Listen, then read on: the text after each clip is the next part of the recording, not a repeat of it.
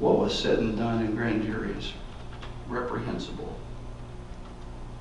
The result of it brings us to today. This matter will be expunged. Happening right now only on 7 News, a man tried and convicted for various sex crimes against children walked out of the Marshall County Courthouse today a free man after the judge said that the prosecuting attorney's office ruined the case from day one. Thank you for joining us for 7 News at 6. I'm Steve Moore. So how did this all unravel? 7 News reporter Stephanie Grinley was in that courtroom and has the reasons for release that you'll only see right here on 7 News. Michael Daniel Bowman, serving 50 to 200 years for sex crimes, walked out of this courthouse today with no chains and to not serve another day in prison for his previously convicted crimes. You're a free man. Thank you.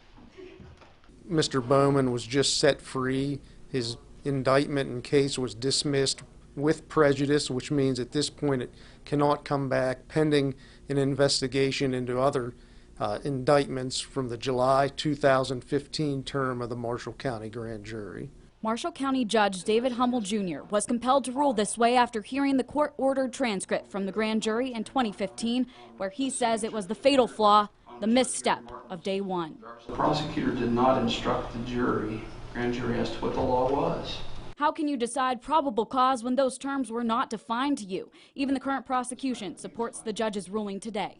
I can tell you that that is not the practice of my office, not to give legal instructions on the law. The court ruled that the former prosecuting attorney did not shield the grand jury from bias. So now, after serving 3.5 years in prison, Bowman will be reimbursed for his $35,000 defense costs somehow.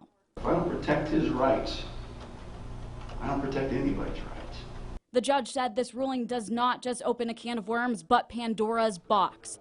Canestraro just took office, so he now has the responsibility of looking into all the other indictments from that term. If it is found that in 2015 there were widespread fatal flaws in other cases, then Bowman's case will stay with prejudice, meaning the case cannot be reopened.